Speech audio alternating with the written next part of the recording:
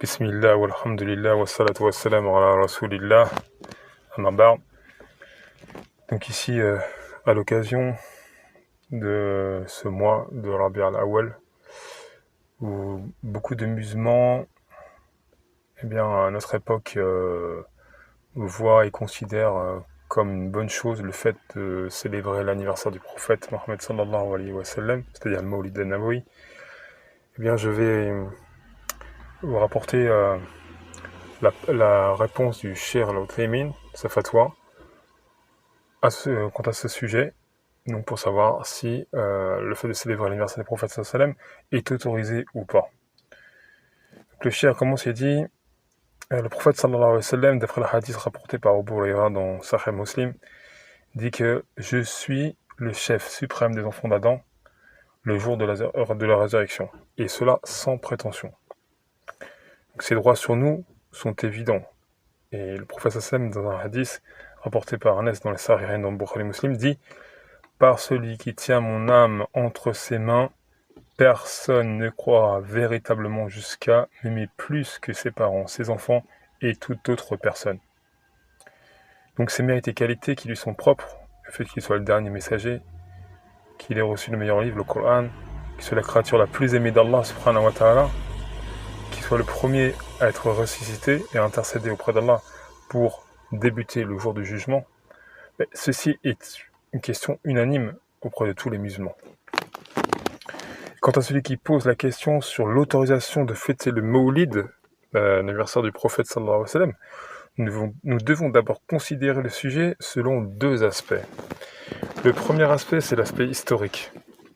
Rien ne soutient scientifiquement que le prophète sallallahu alayhi wa sallam soit né déjà le mois de Rabi' al-Awwal, et deuxièmement le 12 de Rabi' al-Awwal, de nuit comme de jour. Et le Cheikh al-Mubarakfuri, l'auteur du Nectar caché Rahiq al-Martoum, dans la biographie du prophète sallam, dit qu'une étude scientifique du Cheikh Mahmoud Bachin et sérieuse prouve que d'après les calculs astronomiques, il est né le 9 Rabi' al-Awwal de l'an 561 de l'ère chrétienne. Et le deuxième aspect que l'on doit considérer, c'est l'aspect religieux, et c'est le plus important pour nous. Nous posons donc la question, que veulent ceux qui fêtent sa naissance, sallallahu alayhi wa sallam? Veulent-ils manifester leur amour pour le prophète, sallallahu alayhi wa sallam? Cette manifestation est déjà accomplie par la manifestation de sa loi, c'est-à-dire l'application de sa loi. Et entre autres, le fait de défendre sa charia dans son intégralité contre toute innovation. Ou alors veulent-ils mentionner le nom du prophète sallallahu alayhi wa sallam? Les occasions de le mentionner, de se rappeler de lui, elles sont multiples. Par exemple, après l'adhan, le fait de répéter après le muaddin Ashhadu an la ilaha illallah wa ashhadu anna Muhammadan Rasulullah. Ashhadu anna Muhammadan Rasulullah.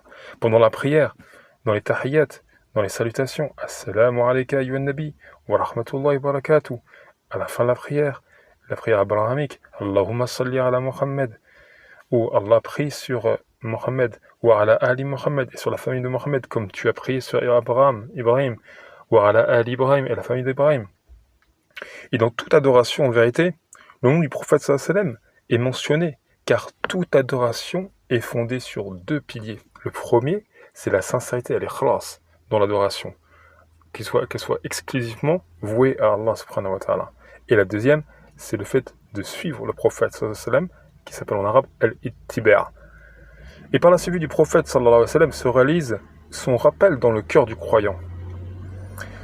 Et deuxièmement, veulent-ils sinon multiplier les prières pour le prophète sallallahu alayhi wa sallam et mentionner ses mérites? Quelle bonne volonté que celle-ci! Nous sommes entièrement avec eux. Nous encourageons la multiplication des prières sur le prophète sallallahu alayhi wa sallam, la propagation de ses qualités et de ses mérites par rapport à sa communauté, car cela est un moyen pour parfaire son amour et notre respect envers lui, et suivre sa législation. La question reste cependant la suivante. Est-ce que cette manifestation doit être réservée à ce jour spécifiquement, où l'on suppose que le prophète sallallahu alayhi wa sallam est né, c'est-à-dire le 12 Rabi' al-Awwal, ou bien qu'elle est généralisée à tout moment de la vie du musulman? La réponse, c'est le deuxième, c'est-à-dire qu'elle est généralisé à toute la vie du musulman. On doit mentionner le nom du prophète sallam et ses mérites, vanter ses qualités et l'aimer tout au long de notre vie. Puis regarde ce qu'Allah dit au sujet des compagnons. Allah Azza wa Jalla l'a dit وَالسَّابِقُونَ الْأَوَّلُونَ مِنَ الْمُهَاجِرِينَ وَالْأَنصَارِ وَالَّذِينَ اتَّبَعُوهُم بِإِحْسَانٍ رَضِيَ اللَّهُ عَنْهُمْ وَرَضُوا عَنْهُ dans Sourate Tawbah, verset 100. Les croyants prédécesseurs parmi les muhajirines, les immigrés qui étaient à la Mecque et qui ont émigré vers Médine, et les Ansar qui étaient à Médine, les auxiliaires, ceux qui ont secouru les émigrés, et ceux qui les ont suivis dans un bon comportement parmi les compagnons, et ceux qui sont venus après, Allah les agrée et il l'agrée. Il a préparé pour eux des jardins sur lesquels coulent les ruisseaux et ils y demeureront éternellement. Voilà l'énorme succès. Donc sommes-nous sur la cible des muhajirines et des ansar lorsque nous pratiquons cette fête pour le prophète sallallahu alayhi wa sallam? La réponse est évidemment non. Car les califes, bien guidés, l'ensemble des compagnons, ceux qui les ont suivis, le tabi'in, dans le bien, l'ensemble des imams après eux, comme les 4 imams Abu Hanifa, ou Malik, ou Shafi'i, ou Ahmed, n'ont pas pratiqué cette fête. Avons-nous plus de droits que par rapport au prophète sallallahu alayhi wa sallam? La réponse est non. Ou bien sont-ils insouciants, négligents par rapport à l'accomplissement de ce droit vis-à-vis du prophète sallallahu alayhi wa sallam? Ou bien sont-ils ignorants, ne connaissent-ils pas l'année et la date de la naissance du prophète sallallahu alayhi wa sallam? Si c'est le cas, il ne nous a pas été rapporté une seule fois qu'ils ont questionné le prophète sallallahu alayhi wa sallam à ce sujet. Et s'ils la connaissaient, ils n'ont malgré tout jamais célébré son anniversaire, car cela n'a pas été rapporté dans aucun texte, aucun hadith, aucun athar, c'est-à-dire parole de Sahabi, ni de ceux qui sont venus par la suite.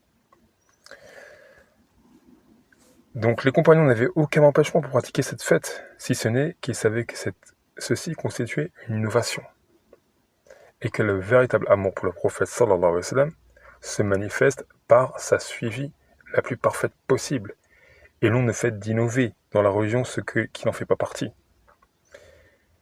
La personne qui est donc véridique dans son amour envers le prophète sallallahu alayhi wa sallam et dans sa croyance qu'il est le chef, l'imam de l'humanité, eh bien, il doit s'attacher à accomplir les principes et les règles qui se trouvent dans la charia.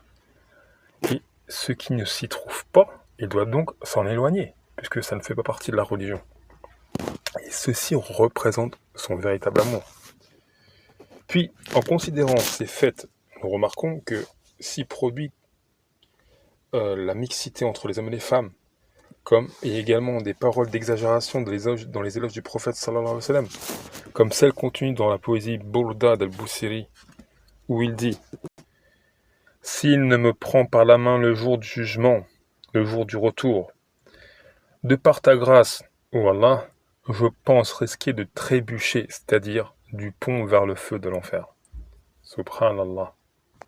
Est-ce que le prophète sallallahu alayhi wa sallam vient sauver les gens le jour du jugement, du feu de l'enfer, au-dessus du pont, si ce n'est par les invocations des messagers lors du passage, ce qui a été rapporté dans les hadiths authentiques, lorsqu'ils disent « Allahumma sallim sallim » « Oh Allah, viens au secours », seulement par les doigts. Il n'y a pas à prendre les gens par la main pour les faire rentrer au paradis.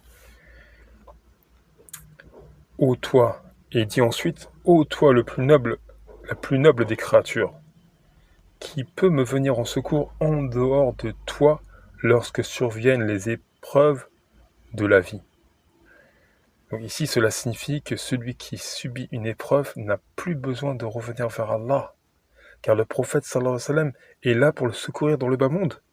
Et ceci est du grand shirk. Puis, Busiri dit ensuite, parmi tes bienfaits, le bas monde et l'au-delà. Wa inna min joudika ad-dunya wa darrataha. Busiri considère ici que parmi les bienfaits du prophète sallallahu alayhi wa sallam envers les gens, tout ce bas monde entièrement et tout l'au-delà. Et ceci n'est qu'une partie des bienfaits qui sont auprès du prophète sallallahu alayhi wa sallam. La question se pose donc, que reste-t-il donc alors à Allah, subhanahu wa ta'ala, le créateur de toutes choses? Ceci fait partie, d'après Busiri, des questions. Et ensuite il dit, et parmi tes sciences, celle de la table et de la plume, c'est-à-dire la table gardée qui est auprès d'Allah subhanahu wa ta'ala, sous son trône, et la plume qui a écrit toute chose dans le destin. C'est-à-dire 50 000 ans avant avoir créé la création. Allah subhanahu wa ta'ala, il a tout écrit sur la table gardée avec la plume. Il dit que ça, c'est une partie de la science du prophète, sallallahu alayhi wa sallam, malgré que le destin englobe toute la science, tout ce qui a été écrit, tout ce qui a été destiné. Et Allah azza wa jal, il englobe de sa science toute chose. Subhanallah.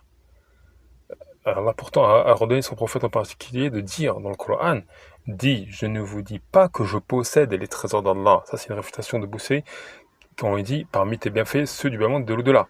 Et je ne connais pas l'invisible. Là, c'est une réfutation de sa parole. Parmi tes sciences, celle de la table et de la plume. Et je ne vous dis pas que je suis un ange. Je n'obéis que ce qui m'a été révélé. Sont-ils semblables l'aveugle et le clairvoyant?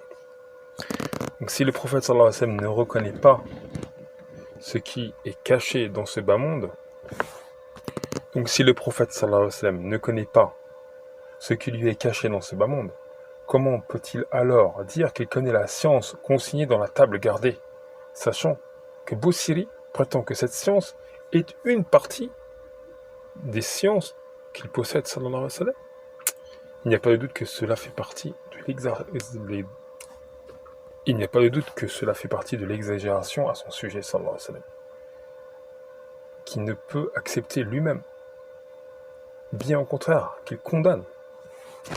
Ensuite, on sait que certaines choses étranges ressemblant aux actions des insensés se produisent lors de ces célébrations.